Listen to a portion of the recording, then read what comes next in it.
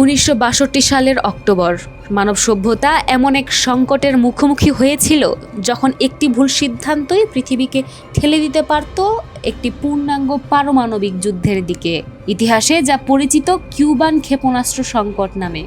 সংকটের সূচনা হয় যখন সোভিয়েত ইউনিয়ন কিউবায় পারমাণবিক ক্ষেপণাস্ত্র মোতায়েন শুরু করে। যুক্তরাষ্ট্রের উপকূল থেকে মাত্র 90 মাইল দূরে এই মোতায়েনের খবর প্রকাশ্যে আসতেই প্রেসিডেন্ট জন এফ কেনেডি সর্বোচ্চ সতর্কতা জারি করেন। মার্কিন সামরিক বাহিনী দ্রুত যুদ্ধ প্রস্তুতিতে নেমে পড়ে এবং স্ট্র্যাটেজিক এয়ার কমান্ডকে উচ্চমাত্রার সতর্ক অবস্থায় রাখা হয়। 26 অক্টোবর থেকে 21 নভেম্বর পর্যন্ত প্রায় এক মাস মার্কিন B-52 স্ট্র্যাটোফোর্ট্রেস বোমারু বিমানগুলোকে নজিরবিহীন প্রস্তুতিতে রাখা হয়। বহরের একটি অংশ সারাক্ষণ আকাশে টহল দিচ্ছিল, আর বাকিগুলোকে মাত্র 15 মিনিটের নোটিশে উড্ডয়নের জন্য প্রস্তুত রাখা হয়েছিল। প্রতিদিন গড়ে 65টি পারমাণবিক অস্ত্রবাহী B-52 আকাশে অবস্থান করত। এই বিশাল অভিযান সচল রাখতে প্রতিদিন শতাধিক KC-135 স্ট্র্যাটো ট্যাঙ্কার আকাশে জ্বালানি সরবরাহ করত। পুরো সংকটকালে হাজার হাজার সামরিক সদস্য দিনরাত প্রস্তুত ছিলেন, কারণ যে কোনো মুহূর্তে তৃতীয় বিশ্বযুদ্ধ শুরু হতে পারে এমন আশঙ্কাই তখন বাস্তব হয়ে উঠেছিল। ইতিহাসবিদদের মতে যুক্তরাষ্ট্রের ইতিহাসে এটিই ছিল একমাত্র সময় যখন এত বড় পরিসরে B-52 বহরকে পারমাণবিক যুদ্ধ প্রস্তুতিতে রাখা হয়েছিল। অবশেষে 21 নভেম্বর সংকট প্রশমিত হলে সতর্কতার মাত্রা কমিয়ে আনা হয় এবং যুদ্ধের আশঙ্কাও ধীরে ধীরে দূর হয়। কিন্তু সেই কয়েক সপ্তাহ আজও ইতিহাসের এক কঠিন শিক্ষা হয়ে আছে, কারণ বিশ্ব তখন পারমাণবিক ধ্বংসযজ্ঞ থেকে মাত্র এক ধাপ দূরে দাঁড়িয়েছিল।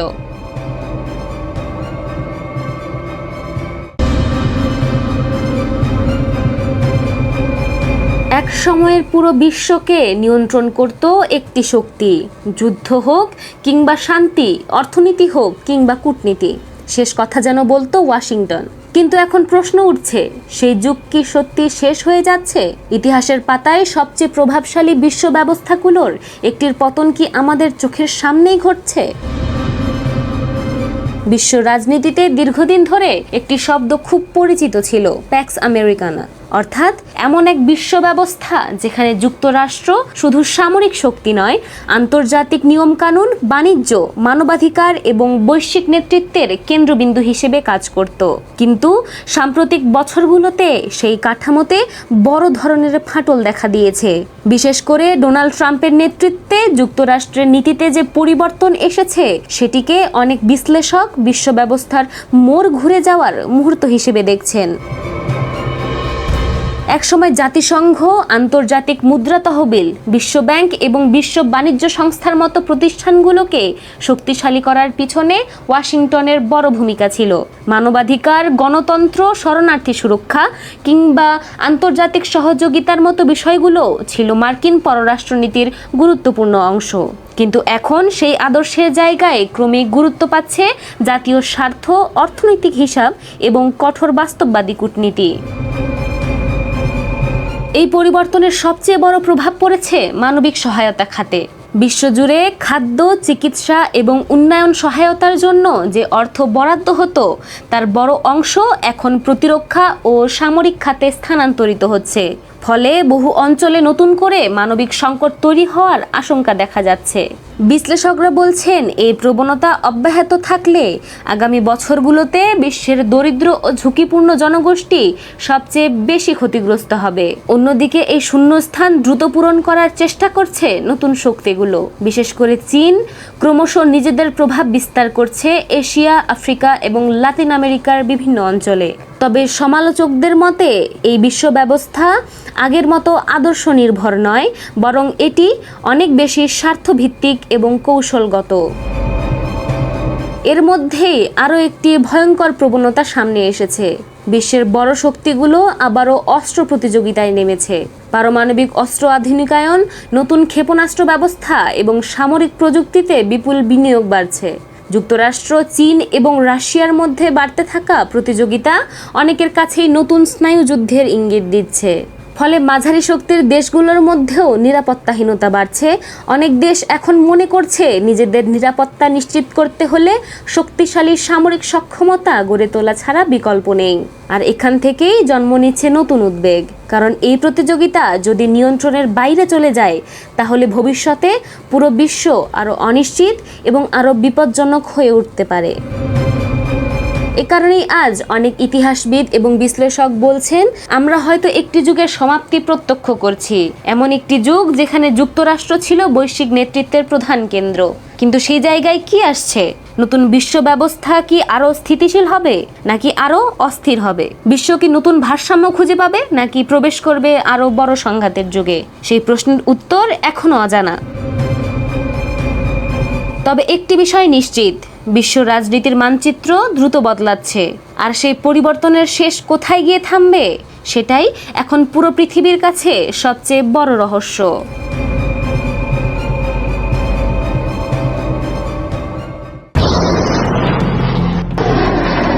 ইরানের কাছে থাকা সমৃদ্ধ ইউরেনিয়াম এখন কোথায়, কতটা আছে, আদৌ কি আগের জায়গাতেই রয়েছে কিনা?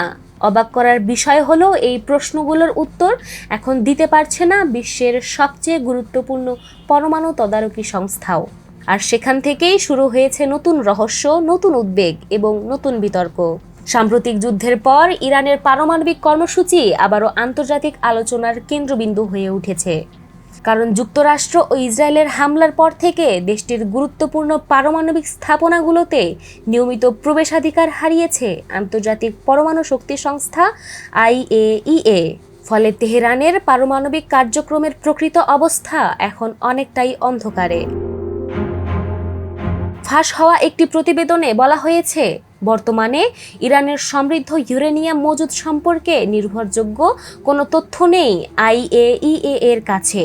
শুধু মজুদের পরিমাণই নয়, সেই ইউরেনিয়াম কোথায় রাখা হয়েছে, কি অবস্থায় আছে, কিংবা এর বর্তমান গঠন কি, এসব বিষয়ও নিশ্চিত করতে পারছে না সংস্থাটি। আর এখানেই তৈরি হয়েছে সবচেয়ে বড় প্রশ্ন, কারণ কোনো দেশের পারমাণবিক কর্মসূচি সম্পর্কে আন্তর্জাতিক পর্যবেক্ষণ কমে গেলে স্বাভাবিকভাবেই সন্দেহ বাড়তে থাকে, বিশেষ করে যখন সেই দেশটি বহু বছর ধরে পারমাণবিক ইস্যুতে বৈশ্বিক বিতর্কের কেন্দ্রবিন্দুতে রয়েছে। পরিস্থিতিকে আরও জটিল করেছে আরেকটি বিষয়। IAEA বলছে তারা এখন নিশ্চিতভাবে বলতে পারছে না ইরান ইউরেনিয়াম সমৃদ্ধকরণ কার্যক্রম কমিয়েছে, বন্ধ করেছে নাকি আগের মতোই চালিয়ে যাচ্ছে। অর্থাৎ বিশ্বের অন্যতম আলোচিত পারমাণবিক কর্মসূচির বর্তমান অবস্থা নিয়ে আন্তর্জাতিক সম্প্রদায় কার্যত ধোঁয়াশার মধ্যে রয়েছে। বিশ্লেষকদের মতে তথ্যের এই ঘাটতি শুধু প্রযুক্তিগত সমস্যা নয়, এটি কূটনৈতিক এবং নিরাপত্তাগত উদ্বেগও তৈরি করছে।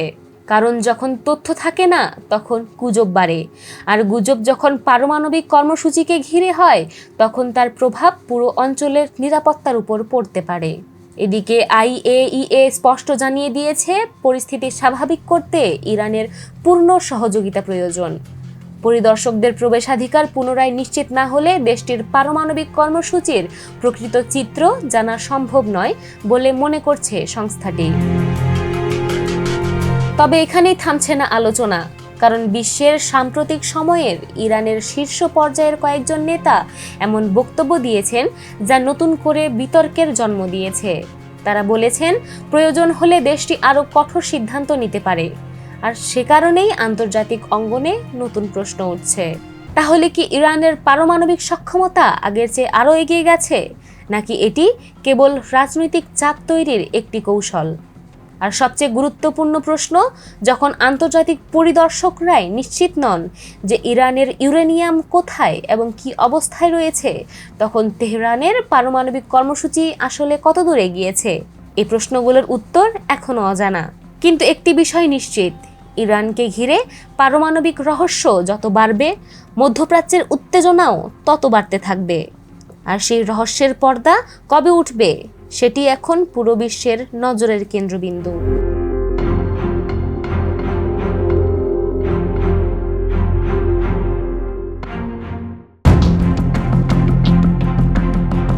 ইউক্রেন যুদ্ধ কি শেষের পথে, নাকি এটি কেবল একটি নতুন কূটনৈতিক নাটকের শুরু? কারণ যুদ্ধক্ষেত্রে গোলাগুলি থামেনি, কিন্তু এবার সরাসরি ভ্লাদিমির পুতিনের দরজায় কড়া নাড়লেন ইউক্রেনের প্রেসিডেন্ট ভলোদিমির জেলেনস্কি। বিশ্বের নজর এখন মধ্যপ্রাচ্যে। ইরান সংকট, হরমুজ প্রণালী আর নতুন ভূরাজনৈতিক উত্তেজনার কারণে ইউক্রেন যুদ্ধ অনেকটাই আড়ালে চলে গেছে। আর ঠিক এই সময়েই বড় এক পদক্ষেপ নিয়েছেন জেলেনস্কি। রুশ প্রেসিডেন্ট পুতিনের কাছে পাঠিয়েছেন দীর্ঘ এক খোলা চিঠি, যেখানে তিনি সরাসরি বৈঠকে বসে যুদ্ধের সমাধান খোঁজার আহ্বান জানিয়েছেন। জেলেনস্কির বার্তা ছিল পরিষ্কার: ইউরোপের যুদ্ধ আবার বিশ্বের প্রধান আলোচনায় ফিরে আসার অপেক্ষা করা ভুল হবে, বরং এখনই আলোচনার টেবিলে বসতে হবে। আর সেই বৈঠকের জন্য তিনি প্রস্তাব করেছেন সুইজারল্যান্ড কিংবা তুরস্কের মতো নিরপেক্ষ দেশকে। কিন্তু ক্রেমলিনের জবাবও ছিল তাৎপর্যপূর্ণ। মস্কো বলেছে, বৈঠক করতে চাইলে জেলেনস্কি নিজেই রাশিয়ায় আসতে পারেন। অর্থাৎ আলোচনা নিয়ে আগ্রহ দেখালেও নিজেদের অবস্থান থেকে এক চুলো সরতে রাজি নয় পুতিন। এবার আসে আরও বড় শর্ত। পুতিন জানিয়েছেন তিনি যুদ্ধ শেষ করতে প্রস্তুত, তবে তার জন্য ইউক্রেনকে কিছু ছাড় দিতে হবে। বিশেষ করে রাশিয়ার নিয়ন্ত্রণে থাকা 4টি অঞ্চল নিয়ে কিয়েভকে বাস্তবতা মেনে নিতে হবে। পুতিনের দাবি, ডোনাল্ড ট্রাম্পের প্রস্তাবিত শান্তি পরিকল্পনার ভিত্তিতে আলোচনা এগোলে দ্রুত সমাধান সম্ভব। অন্যদিকে ইউক্রেনের অবস্থান এখনও কঠোর। তারা বহুবার বলেছে ভূখণ্ড ছেড়ে দিয়ে কোনো শান্তি চুক্তি করবে না। ফলে দুই পক্ষই শান্তির কথা বলছে, কিন্তু শান্তির সংজ্ঞা দুই দেশের কাছে সম্পূর্ণ আলাদা। এই পরিস্থিতিতে নতুন করে মুখ খুলেছেন মার্কিন প্রেসিডেন্ট ডোনাল্ড ট্রাম্প। তিনি জেলেনস্কি ও পুতিনের সম্ভাব্য বৈঠককে ইতিবাচক বলে মন্তব্য করেছেন। ট্রাম্পের ভাষায়, দুই নেতা যদি মুখোমুখি বসেন তাহলে সেটি যুদ্ধ শেষের পথে বড় অগ্রগতি হতে পারে। তবে তিনি এটাও বলেছেন যে শেষ পর্যন্ত উভয় পক্ষকেই কিছু না কিছু ছাড় দিতে হবে। কিন্তু এখানেই তৈরি হয়েছে নতুন জটিলতা, কারণ ট্রাম্প যখন সমঝোতার কথা বলছেন তখনই মার্কিন প্রতিনিধি পরিষদে রাশিয়ার বিরুদ্ধে নতুন নিষেধাজ্ঞা এবং ইউক্রেনকে সহায়তার পক্ষে একটি বিল পাশ হয়েছে। আরও অবাক করার বিষয়, ট্রাম্পের নিজ দলের কিছু সদস্যও এই বিলের পক্ষে ভোট দিয়েছেন। ফলে প্রশ্ন উঠছে, ওয়াশিংটনের ভেতরেই কি ইউক্রেন ইস্যুতে বিভক্তি তৈরি হয়েছে? আর এই পরিস্থিতিকে পুতিন কিভাবে দেখছেন? সব মিলিয়ে পরিস্থিতি এখন অত্যন্ত নাটকীয়। একদিকে জেলেনস্কির শান্তি আহ্বান, অন্যদিকে পুতিনের কঠিন শর্ত, আর মাঝখানে ট্রাম্পের ভিন্ন বার্তা। তাহলে কি সত্যি যুদ্ধ শেষের দিকে এগোচ্ছে, নাকি শান্তি আলোচনার আড়ালে শুরু হয়েছে আরও বড় এক রাজনৈতিক খেলা? সেই উত্তরই খুঁজছে পুরো বিশ্ব।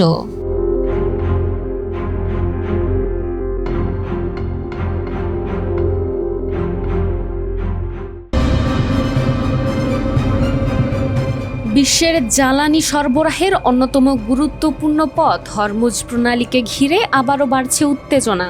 বিভিন্ন প্রতিবেদনে দাবি করা হচ্ছে এই কৌশলগত জলপথে নতুন একটি নৌ করিডর চালুর উদ্যোগকে কেন্দ্র করে ইরান কঠোর অবস্থান নিয়েছে। ফলে মধ্যপ্রাচ্যের নিরাপত্তা পরিস্থিতি নিয়ে নতুন করে উদ্বেগ দেখা দিয়েছে। প্রতিবেদন অনুযায়ী তেহরানের অনুমোদন ছাড়া নির্ধারিত পথের বাইরে কোনো জাহাজ চলাচল করলে তা ঝুঁকির মুখে পড়তে পারে বলে সতর্ক করেছে ইরানের নৌবাহিনী। ইরানের দাবি, হরমুজ প্রণালীতে যে কোনো নতুন নৌপথ বা চলাচলের ক্ষেত্রে তাদের সঙ্গে সমন্বয় থাকা জরুরি। এই ঘোষণা এমন সময় এলো যখন সাম্প্রতিক সপ্তাহগুলোতে হরমুজ নিয়ে বাণিজ্যিক জাহাজ চলাচলে কিছুটা স্বাভাবিক হওয়ার ইঙ্গিত মিলছিল।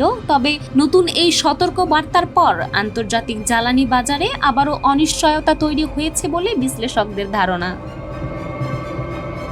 এদিকে বিভিন্ন সূত্রে বলা হচ্ছে, সুইজারল্যান্ডে যুক্তরাষ্ট্রের সঙ্গে আলোচনার পর ইরানের এক শীর্ষ কর্মকর্তা দাবি করেন হরমুজ প্রণালীর প্রশাসনিক নিয়ন্ত্রণ তাদের হাতেই থাকবে এবং এই জলপথের নিরাপত্তা ও পরিচালনায় ইরানের ভূমিকাই নির্ধারক। বিশ্বের সামুদ্রিক তেল পরিবহনের একটি বড় অংশ এই সংকীর্ণ প্রণালী দিয়েই অতিক্রম করে। সৌদি আরব, ইরাক, কাতার সহ উপসাগরীয় দেশগুলোর বিপুল পরিমাণ তেল ও গ্যাস আন্তর্জাতিক বাজারে পৌঁছায় এই রুট ব্যবহার করেই। ফলে এখানে সামান্য উত্তেজনাও বৈশ্বিক জ্বালানি বাজার ও অর্থনীতিতে বড় প্রভাব ফেলতে পারে। বিশ্লেষকদের মতে হরমুজ প্রণালী শুধু একটি নৌপথ নয়, এটি এখন বিশ্ব রাজনীতির অন্যতম গুরুত্বপূর্ণ কৌশলগত কেন্দ্রবিন্দু। তাই ইরান ও পশ্চিমা দেশগুলোর মধ্যে এই নতুন টানাপোড়েন শেষ পর্যন্ত কোন দিকে গড়ায় সেদিকেই নজর রাখছে পুরো বিশ্ব।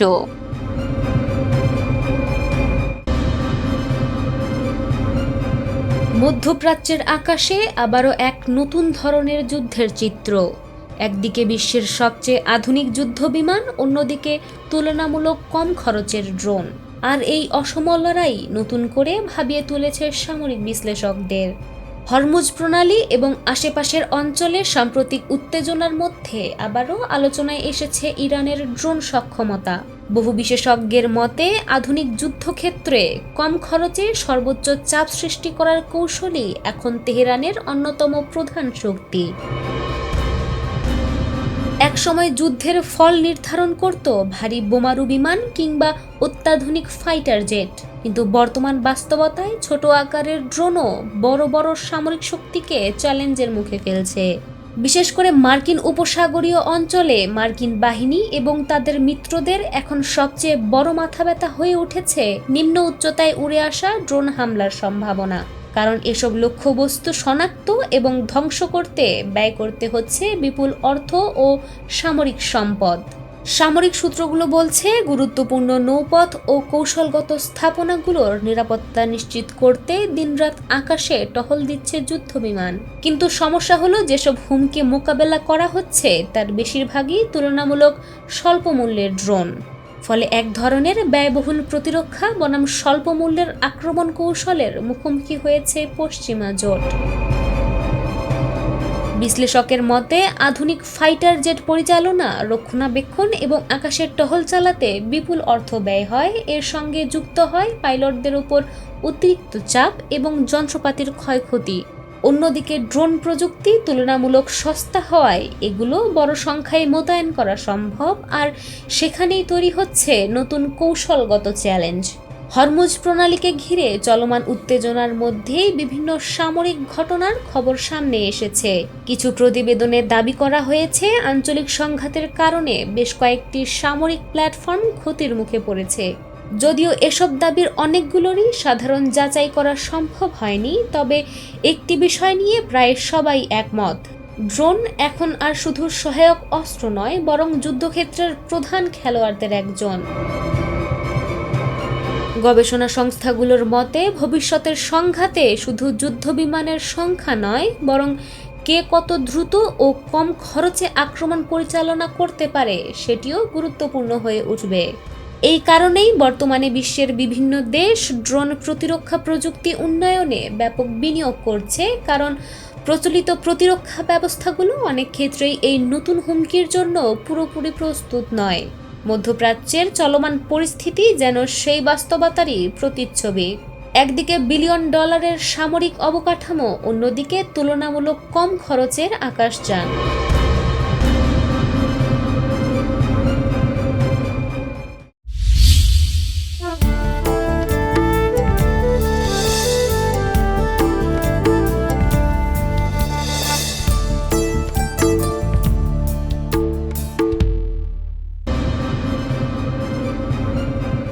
সুইজারল্যান্ডে অনুষ্ঠিত যুক্তরাষ্ট্র ও ইরানের প্রথম দফার শান্তি আলোচনা শেষ হওয়ার পরই নতুন করে দেখা দিয়েছে অনিশ্চয়তা। দ্বিতীয় দফার বৈঠকের প্রস্তুতি চলার মধ্যেই তেহরানের উদ্দেশ্যে কঠোর বার্তা দিয়েছেন মার্কিন প্রেসিডেন্ট ডোনাল্ড ট্রাম্প। তার অভিযোগ, আলোচনার সময় যেসব প্রতিশ্রুতির ইঙ্গিত দেওয়া হয়েছিল এখন সেগুলো থেকে সরে আসার চেষ্টা করছে ইরান। ট্রাম্পের ভাষায় তারা বড় ভুল করছে, আর ভেতরে ভেতরে তারা সেটাও জানে। বিতর্কের কেন্দ্রবিন্দুতে রয়েছে জাতিসংঘের আন্তর্জাতিক পরমাণু শক্তি সংস্থা বা IAEA এর পরিদর্শকদের প্রবেশাধিকার। মার্কিন ভাইস প্রেসিডেন্ট জেডি ভ্যান্স দাবি করেছিলেন আলোচনার অংশ হিসেবে ইরান তাদের ক্ষতিগ্রস্ত পারমাণবিক স্থাপনাগুলোতে IAEA কে দীর্ঘমেয়াদী পর্যবেক্ষণের সুযোগ দিতে নীতিগতভাবে সম্মত হয়েছে। ওয়াশিংটনের মতে এই অগ্রগতির কারণেই হরমুজ প্রণালী ঘিরে আরোপিত মার্কিন নৌ অবরোধ শিথিল করার সিদ্ধান্ত নেওয়া হয়েছিল। ভ্যান্স আরও বলেন, এই সমঝোতা শুধু কূটনৈতিক সাফল্য নয়, বরং ইরানের সম্ভাব্য পারমাণবিক অস্ত্র কর্মসূচি নিয়ন্ত্রণের পথে একটি গুরুত্বপূর্ণ পদক্ষেপ। কিন্তু তার এই বক্তব্য প্রকাশ্যে আসার পরপরই পরিস্থিতি ভিন্ন দিকে মোড় নিতে শুরু করে। মার্কিন দাবির কয়েক ঘন্টার মধ্যেই ইরানের পররাষ্ট্র মন্ত্রণালয়ের মুখপাত্র ইসমাইল বাগাই পাল্টা প্রতিক্রিয়া জানান। তিনি যুক্তরাষ্ট্রের বক্তব্যকে সম্পূর্ণ ভিত্তিহীন বলে আখ্যা দেন। বাগাইয়ের দাবি, সুইজারল্যান্ডের IAEA মহাপরিচালক রাফায়েল গ্রোসির সঙ্গে এ ধরনের কোনো বৈঠকই অনুষ্ঠিত হয়নি এবং ক্ষতিগ্রস্ত পারমাণবিক স্থাপনাগুলো পরিদর্শনের জন্য আন্তর্জাতিক সংস্থাটিকে কোনো অনুমতি দেওয়ারও পরিকল্পনা নেই। ইরানের অবস্থান আরও স্পষ্ট করে তিনি জানান, দেশের সংবেদনশীল পারমাণবিক স্থাপনায় আন্তর্জাতিক পর্যবেক্ষকদের প্রবেশের প্রশ্নই ওঠে না। তেহরানের এই বক্তব্য কার্যত ওয়াশিংটনের দাবি এবং আলোচনার অগ্রগতির চিত্রকে সরাসরি চ্যালেঞ্জ করেছে। এ অবস্থায় ক্ষোভ প্রকাশ করেছেন প্রেসিডেন্ট ট্রাম্প। তার অভিযোগ, আলোচনার ঘরে এক ধরনের বার্তা দেওয়া হলেও জনসমক্ষে এসে সম্পূর্ণ ভিন্ন অবস্থান নিচ্ছে ইরান। মার্কিন প্রশাসকের পক্ষ থেকে সতর্ক করে বলা হয়েছে, যদি শেষ পর্যন্ত IAEA পরিদর্শকদের অনুমতি না দেওয়া হয়, তাহলে নির্ধারিত দ্বিতীয় দফার শান্তি আলোচনা বাতিল হয়ে যেতে পারে। শুধু তাই নয়, হরমুজ প্রণালীতে পুনরায় মার্কিন নৌ অবরোধ জারির সম্ভাবনার কথাও সামনে আনা হয়েছে। ফলে যে শান্তি প্রক্রিয়াকে ঘিরে সাম্প্রতিক সপ্তাহগুলোতে আশাবাদ তৈরি হয়েছিল, সেটি এখন আবারও অনিশ্চয়তার মুখে দাঁড়িয়ে। প্রতিবেদন অনুযায়ী পাকিস্তানি ও কাতারের মধ্যস্থতায় দীর্ঘ কূটনৈতিক তৎপরতার পর গত 8 এপ্রিল ওয়াশিংটন ও তেহরান একটি অন্তর্বর্তী যুদ্ধবিরতিতে পৌঁছায়। পরে 17 জুন মার্কিন প্রেসিডেন্ট ডোনাল্ড ট্রাম্প এবং ইরানের প্রেসিডেন্ট মাসুদ পেজেশকিয়ানের মধ্যে 14 দফার একটি সমঝোতা স্মারক স্বাক্ষরিত হয় বলে দাবি করা হয়। সেই ধারাবাহিকতাতেই সুইজারল্যান্ডের বার্গেনস্টক রিসর্টে শান্তি আলোচনার প্রথম দফা অনুষ্ঠিত হয়। যদিও যুক্তরাষ্ট্র প্রথম দফায় বৈঠককে ইতিবাচক অগ্রগতি হিসেবে তুলে ধরেছিল, তবে পারমাণবিক স্থাপনা পরিদর্শন ইস্যুতে ইরানের বর্তমান অবস্থান পুরো প্রক্রিয়াকেই নতুন সংকটে ঠেলে দিয়েছে। এখন প্রশ্ন একটাই, দ্বিতীয় দফার বৈঠকে কি দুই পক্ষ আবারও সমঝোতার পথে ফিরবে, নাকি নতুন করে শুরু হবে কূটনৈতিক সংঘাতের আরেক অধ্যায়?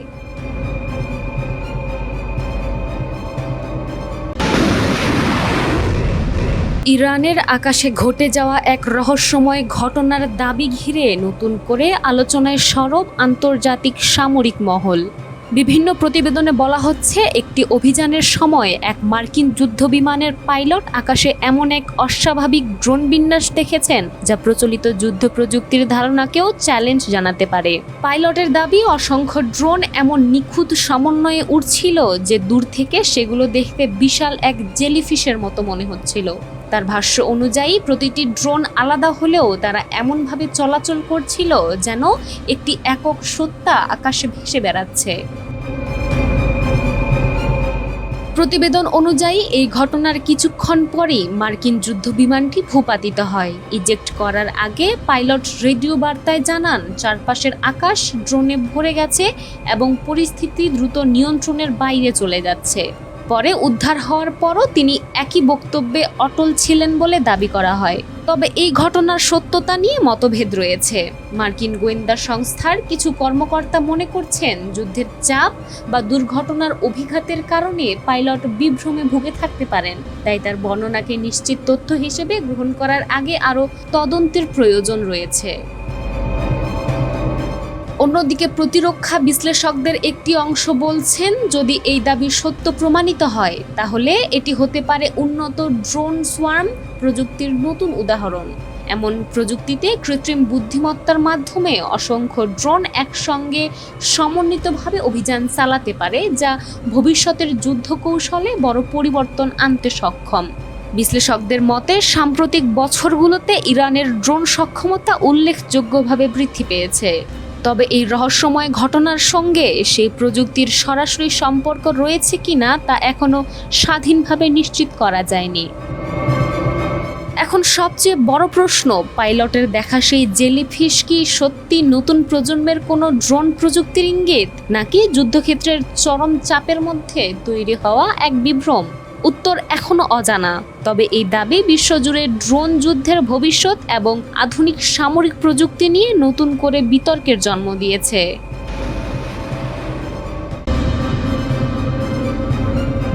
মধ্যপ্রাচ্যে সামরিক উত্তেজনা কিছুটা কমার ইঙ্গিত মিললেও পরিস্থিতি এখনও পুরোপুরি স্বাভাবিক নয়। বিভিন্ন প্রতিবেদনে দাবি করা হচ্ছে, সাম্প্রতিক যুদ্ধবিরতির উদ্যোগের পরও সংঘাতের প্রভাব যুক্তরাষ্ট্রের আঞ্চলিক সামরিক কৌশলে বড় পরিবর্তনের ইঙ্গিত দিচ্ছে।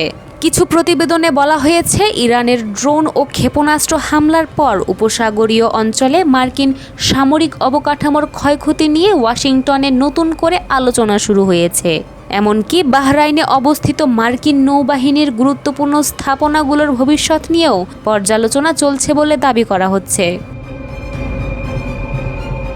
তবে এসব তথ্যের স্বাধীন যাচাই এখনও প্রকাশ্যে আসেনি। বিশ্লেষকদের মতে, এই পরিস্থিতিতে যুক্তরাষ্ট্র মধ্যপ্রাচ্যে তাদের সামরিক উপস্থিতির কৌশল পুনর্বিন্যাস করতে পারে। বিভিন্ন প্রতিবেদনে ইঙ্গিত দেওয়া হয়েছে, ভবিষ্যতে ইসরায়েলের সঙ্গে প্রতিরক্ষা সহযোগিতা আরও জোরদার হতে পারে। পাশাপাশি উপসাগরীয় কয়েকটি দেশে মার্কিন উপস্থিতির ধরনেও পরিবর্তন আসতে পারে। অন্যদিকে সাম্প্রতিক জনমত জরিপের বরাত দিয়ে দাবি করা হচ্ছে, উল্লেখযোগ্য সংখ্যক মার্কিন নাগরিক ইরানকে ঘিরে পরিচালিত সামরিক অভিযানের ফলাফল নিয়ে সন্তুষ্ট নন। একই সঙ্গে অনেকের মধ্যেই তেহরানের পারমাণবিক কর্মসূচি নিয়ে উদ্বেগ এখনও রয়ে গেছে বলে প্রতিবেদনে উল্লেখ করা হয়েছে। এদিকে যুদ্ধবিরতি কার্যকর থাকলেও কূটনৈতিক মহলে অনিশ্চয়তা কাটেনি। পর্যবেক্ষকদের মতে, যে কোনো সময় নতুন উত্তেজনা দেখা দিতে পারে, বিশেষ করে যদি পারমাণবিক কর্মসূচি, আঞ্চলিক নিরাপত্তা বা হরমুজ প্রণালীকে ঘিরে মতবিরোধ আবারও তীব্র হয়। এখন সবচেয়ে বড় প্রশ্ন, এই যুদ্ধবিরতি কি স্থায়ী শান্তির ভিত্তি তৈরি করবে, নাকি এটি কেবল পরবর্তী সংঘাতের আগে একটি সাময়িক বিরতি? উত্তর এখনও সময়ের হাতেই। তবে একটি বিষয় স্পষ্ট, মধ্যপ্রাচ্যের পরিবর্তিত বাস্তবতা শুধু আঞ্চলিক নয়, বৈশ্বিক ভূরাজনীতির ওপরও দীর্ঘমেয়াদী প্রভাব ফেলতে পারে।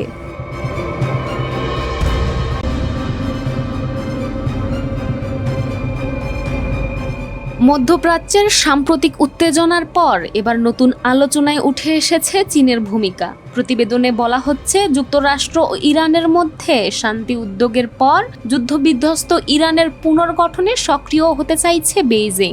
বিশ্লেষকদের মতে, এটি শুধু মানবিক সহায়তার বিষয় নয়, বরং মধ্যপ্রাচ্যে নিজেদের কৌশলগত প্রভাব আরও শক্তিশালী করার দীর্ঘমেয়াদী পরিকল্পনার অংশও হতে পারে।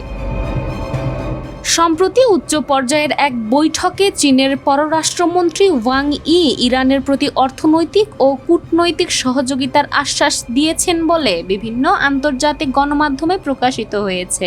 তার বক্তব্য অনুযায়ী, আঞ্চলিক স্থিতিশীলতা ফিরিয়ে আনতে চীন গঠনমূলক ভূমিকা রাখতে প্রস্তুত। বিশ্লেষকদের মতে, এই আগ্রহের পেছনে অর্থনৈতিক কারণও রয়েছে। ইরান দীর্ঘদিন ধরেই চীনের গুরুত্বপূর্ণ জ্বালানি অংশীদার। মধ্যপ্রাচ্য থেকে বিপুল পরিমাণ অপরিশোধিত তেল আমদানি করে বেইজিং, আর সেই সরবরাহে ইরানের ভূমিকা উল্লেখযোগ্য। তাই ইরানের অর্থনীতি দ্রুত পুনরুদ্ধার হলে চীনের জ্বালানি নিরাপত্তাও আরও শক্তিশালী হবে বলে ধারণা করা হচ্ছে।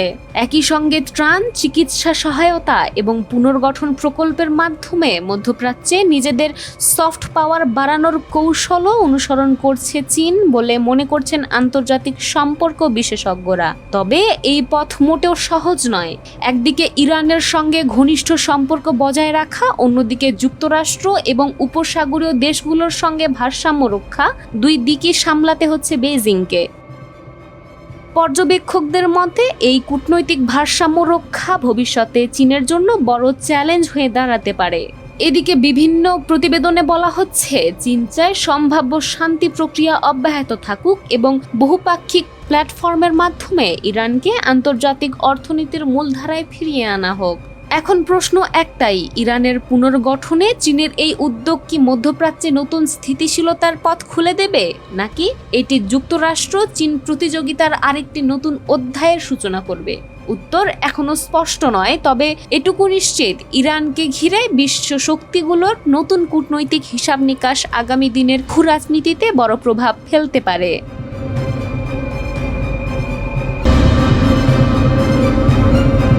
মধ্যপ্রাচ্যের চলমান উত্তেজনার মধ্যে নতুন করে আলোচনায় এসেছে জর্ডান ও উপসাগরীয় কয়েকটি দেশ। ইরানের ঘনিষ্ঠ মহল থেকে অভিযোগ করা হয়েছে, যুক্তরাষ্ট্রের সামরিক কর্মকাণ্ডে নীরব কিংবা প্রত্যক্ষ সহযোগিতার মাধ্যমে এসব দেশ আঞ্চলিক সংঘাতকে আরও জটিল করে তুলেছে। আর সেই কারণেই এবার পাল্টা বার্তার কেন্দ্রবিন্দুতে উঠে এসেছে জর্ডানের কৌশলগত সামরিক স্থাপনাগুলো। সাম্প্রতিক ঘটনা প্রবাহে ইরানের ইসলামিক রেভলিউশনারি গার্ড কর্পস বা IRGC দাবি করেছে, জর্ডানের গুরুত্বপূর্ণ সামরিক ঘাঁটি আল আজরাককে লক্ষ্য করে একাধিক ব্যালিস্টিক ক্ষেপণাস্ত্র নিক্ষেপ করা হয়েছে। তাদের ভাষ্য অনুযায়ী ওই ঘাঁটিতে অবস্থানরত যুক্তরাষ্ট্র সমর্থিত সামরিক অবকাঠামো এবং অত্যাধুনিক যুদ্ধ বিমানগুলো ছিল হামলার প্রধান লক্ষ্য। IRGCর দাবি, ক্ষেপণাস্ত্রগুলো এমন সব এলাকায় আঘাত হেনেছে যেখানে উন্নত মানের যুদ্ধ বিমান, কমান্ড সেন্টার এবং সামরিক সহায়তা কাঠামো মোতায়েন ছিল। এমনকি তারা আরও দাবি করেছে যে হামলার ফলে শত্রুপক্ষের গুরুত্বপূর্ণ সামরিক সক্ষমতা ক্ষতিগ্রস্ত হয়েছে। তবে এসব দাবির পক্ষে স্বাধীনভাবে যাচাই করার কোনো তথ্য এখনো প্রকাশ পায়নি। এক বিবৃতিতে IRGC জানায়, তারা কেবল সামরিক স্থাপনাকে লক্ষ্যবস্তু করেছে এবং আঞ্চলিক সংঘাতে জড়িত শক্তিগুলোর বিরুদ্ধে তাদের অভিযান অব্যাহত থাকবে। তাদের মতে মধ্যপ্রাচ্যে চলমান সামরিক তৎপরতার জবাব দিতেই এই পদক্ষেপ নেওয়া হয়েছে। এর আগে জর্ডানের মুয়াফাক আল সালতি বিমান ঘাঁটিকেও লক্ষ্য করে দূরপাল্লার ক্ষেপণাস্ত্র হামলার দাবি করেছিল তেহরান। ওই হামলার উচ্চ নিরাপত্তা বেষ্টনীর মধ্যে রাখা যুদ্ধবিমান ও সামরিক অবকাঠামোকে টার্গেট করা হয়েছিল বলে বিভিন্ন সূত্রে উল্লেখ করা হয়। যদিও হামলার প্রকৃত ক্ষয়ক্ষতি সম্পর্কে কোনো পক্ষই আনুষ্ঠানিকভাবে বিস্তারিত কোনো তথ্য প্রকাশ করেনি। সামরিক বিশ্লেষকদের মতে আল আজরাক ও মুয়াফাক আল সালতি ঘাঁটি আঞ্চলিক সামরিক অভিযানে গুরুত্বপূর্ণ ভূমিকা পালন করে।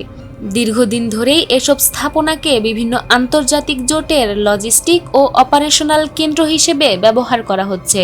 ফলে যে কোনো হামলার দাবি স্বাভাবিকভাবেই আন্তর্জাতিক অঙ্গনে ব্যাপক আলোচনার জন্ম দেয়।